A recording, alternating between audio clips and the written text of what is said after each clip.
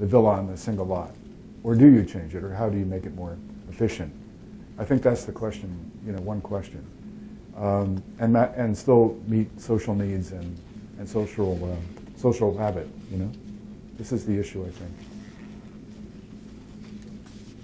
Another question, please.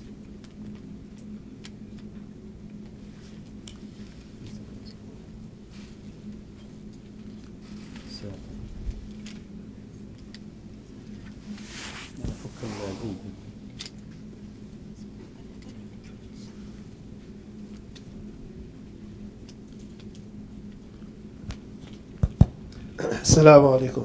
سؤالي موجه للأخ. بالنسبة للمملكة السعودية الواتر ريسورسز يشكل تحدي في الحالي وفي المستقبل، فكيف تساهم التنمية العمرانية في استدامة الموارد المائية بالنسبة للمملكة؟ وشكرا. One distinction, important distinction related to sustainability is embodied energy. It's an essential element of the theory. Embodied energy means the amount of energy expended in making a material, not just the non-renewable aspect of the material. And it's really amazing to me that no body out there, no scientific research body has yet compiled a book that shows how many BTUs of energy it takes to make, for example, a square meter of aluminum, or a square meter of steel, or a square meter of whatever material you talk about. This hasn't been done to my satisfaction, anyway.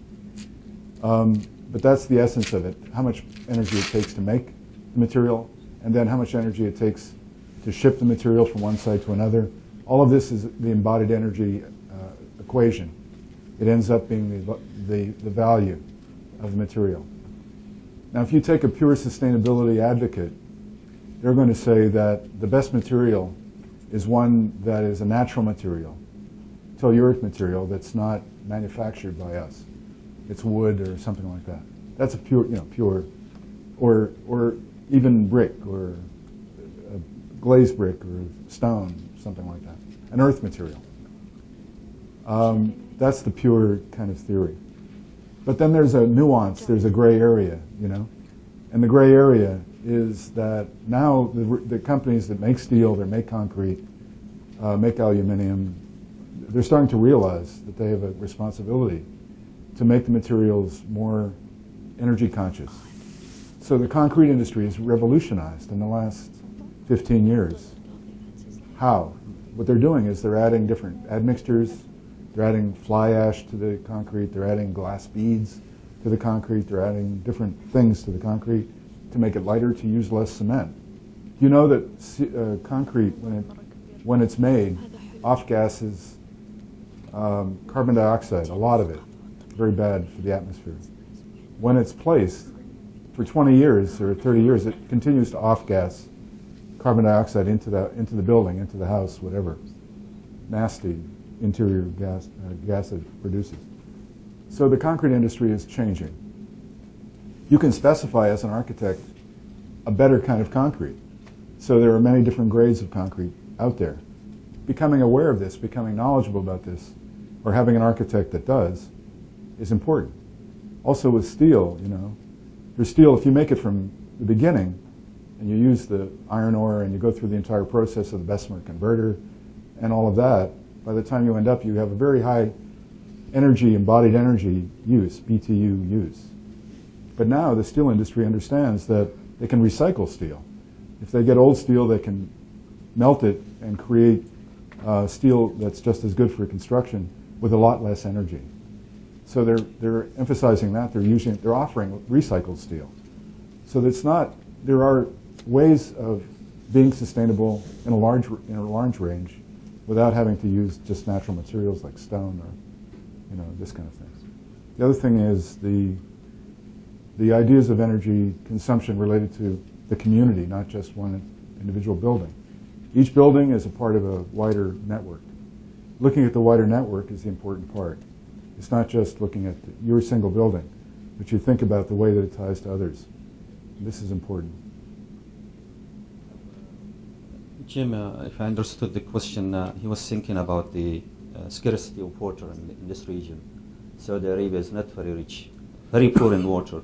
So how we can, utilize what you have said in our, I would say, the urban development to achieve, the sustainability or whatever you said in the lecture.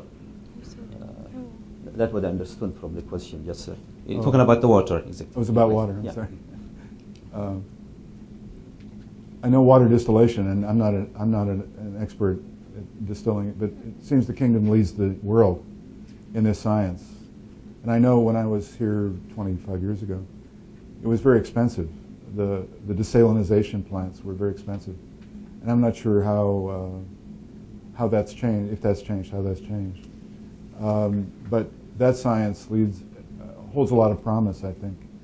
But also the idea of a more compact footprint and a more energy efficient planning techniques to utilize less water in terms of the way the architecture is constructed. The room arrangements and also the arrangements of the entire compound or the entire, project really can save a lot of water just in the organization. The difference today is we have computers which are very sophisticated that can show us water usage immediately. There are computer programs today that can give us instant readout of the energy usage of a building based on certain configurations, which we didn't have before. And now, young architects have a much better chance at creating buildings that are truly energy efficient because they can test very quickly what their system does. There are many different programs out there.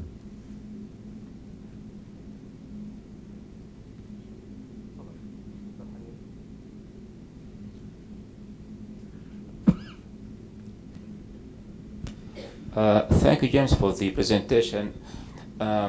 You referred during your presentation, you referred to Master City as an example of a sustainable and green city. Well, Master City started from scratch, so it was easy for the developer to make it as a sustainable city. Now, in the case of a city that does exist, if you'd like to make it renewable or make it sustainable, where do you start? What are your priorities? Thank you.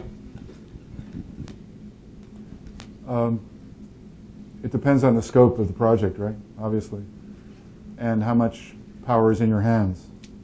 Very rarely today, in remedial action in planning, you don't have the entire scope in your power, which is the problem. But there are things that you can utilize. I think the first thing is green. I come from Los Angeles now. It's interesting in my life. I didn't choose to live there, but I do. So, and the amount of difference that greening makes in a neighborhood is amazing. It changes the heat reflection. It changes the ambiance, and also the use of things like water fountains and things like that. This is a big step. That can be made very, very easily. So I would say landscape. One thing, we've just approved a landscape course in our university, and I know when I first went there in 1991, we didn't have one. And landscape today has changed as a field, as a discipline. It's much more, it's not just putting plants in pots around, It's very integral, it's very strategic, it's very visionary. They're really come a long way in the profession. And I think a landscape program, a landscape architect is a very important part of the team today that can change a lot. You can do superficial things to buildings and that kind of thing, but I think that one step can mean so much in terms of the ambiance and temperature and carbon footprint and albedo levels and all the rest of it.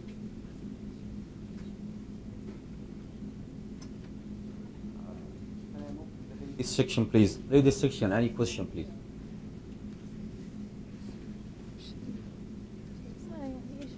There's nobody there.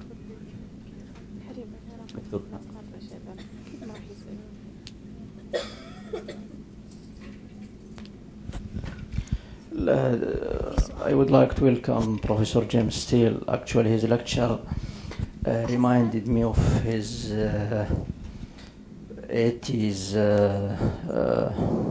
lectures when we were students. So he revived in me the students' atmosphere towards getting lectures. As a continuation of that, I would like to ask him about the issue of sustainability. Is it, I found it, or through the previous years, that it tends to be an elite terminology. It didn't go deep into the roots of the public awareness of the practitioners, of the decision makers. We have a problem in that, I think. I would like to, Professor James Steele, if he can just tell us how can we overcome that obstacle. Shukran. Thank you, Hani. I think there have been many metrics adopted in various countries, and in America one of them is called LEED, L-E-E-D, which is Leadership in Environmental Design. And it's a way of calibrating how sustainable a building is. And Britain has its own system, and Japan has its own system, and so on. So different countries are adopting this kind of thing. I don't think it's penetrated down into the profession, because I think it's not touching the base of what I prefer to call ecological architecture or ecological planning. You know, if you look at the LEED's ratings, they really are not, they're very abstract, you know. They don't really touch the essence of what it means to be in touch with nature, to be in touch with the environment, the way, for example, the traditional environments did. You know, they understood by their DNA about where the wind came from and where the sun was, and how to conserve water, the little water there was, and how the building should be designed in order to prevent overheating and that kind of thing, you know. This was a part of the people. But today, because we've become detached, we go from air-conditioned house to air-conditioned office and air-conditioned cars. We no longer feel nature. And I think that's the issue, you know. What sustainability is a list, it's a check, it's turned into a checklist of, well, if you do this, this, this, and this, your building is sustainable. I don't think so. I mean, for me, it takes more education. It's an educational issue related to the way we train our young people to realize that, you know, it's not just about a checklist, about whether you have a bicycle stand at your, you know. The LEED's list for me it's irrelevant. I mean, if I say this in my own country, people think I'm not attuned to it, but I think I am, because ecological for me is a better word. There are architects out there today, and one of them I was going to show you is I go to Malaysia, I take my students to Malaysia.